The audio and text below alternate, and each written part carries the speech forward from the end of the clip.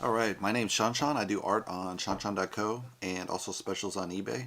Today we're going to cover Alita, Battle Angel. So Alita is this girl who's found in the trash, and supposedly she survived as trash for 300 years.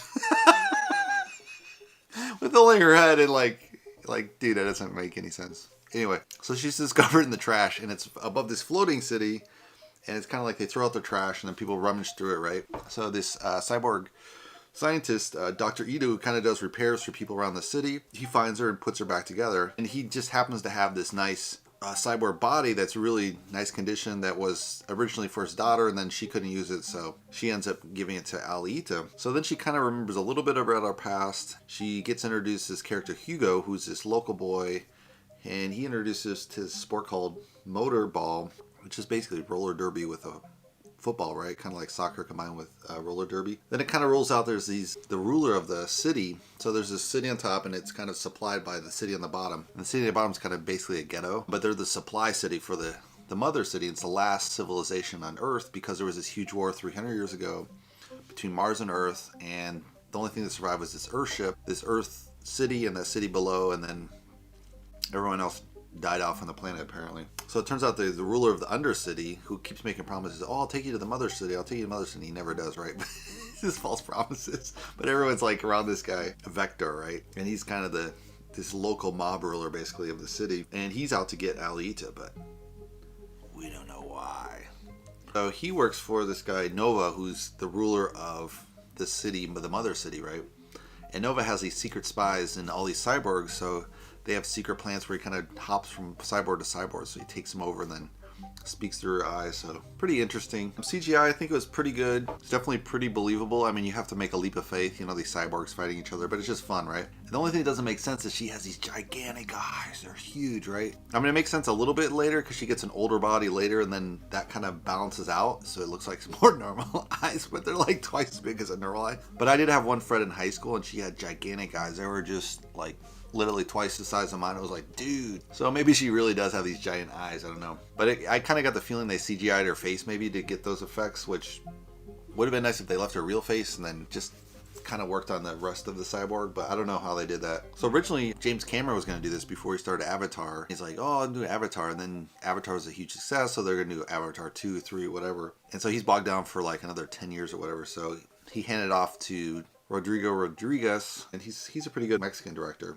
He started really small with working with the Pulp Fiction guy, Quarantino, and one of his films, and then he became bigger later. The weird character is kind of this ex-wife of Dr. Ito, so their daughter dies, so they kind of split off when the daughter dies, which is very typical. You have grieving parents, they blame each other and just can't work out, right? So that makes sense from a story standpoint. And she works for Vector, mob ruler basically of the Undercity. She works for him because she's working all the robots for these battles in the motorball, and she thinks she's going to go back up to the Mother City. So it turns out over time that she's actually from the Mother City, Dr. Ito's from the Mother City, so you're like, why the hell are they on this Undercity? That isn't revealed, so there's all these little secrets that are being revealed over time, which is very Japanese in a way, which makes the story pretty interesting. So that part of the story I really like, because there's kind of like these little secrets that are revealed over time, as they peel back the onion, so to say. So that's good for the story.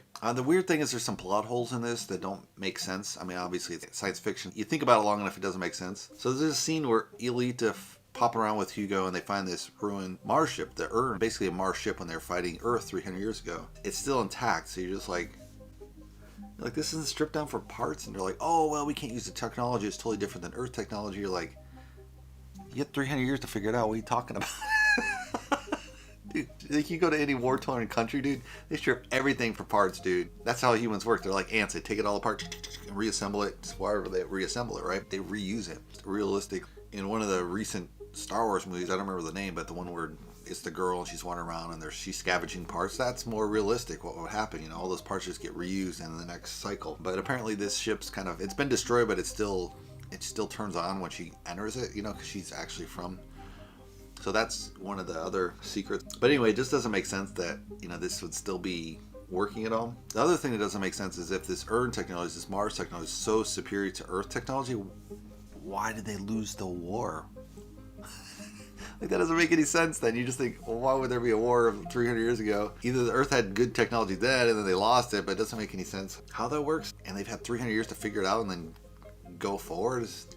I mean, there's always dark ages. So in the books, there's kind of this big dark ages that they have in the books they don't have in the movie, where there's this winter storm and everyone dies off on the planet, so there's very few humans left. So that takes a while to recover, right? If you wipe out most of humanity, right? So maybe that's kind of what they're playing off of it, but you know, the way they explain it in the movie, it doesn't have legs. The other thing that's kind of frustrating is Alita finds out, like, through the story that Nova's behind all this, which you kind of foresee this, but they don't have the final battle where she's going to kill this guy, right? Or confront the guy or something, right? So you're like, dude. Like, they're obviously setting up for multiple versions. They'll probably do it, if it's successful enough, they'll probably do it, 3.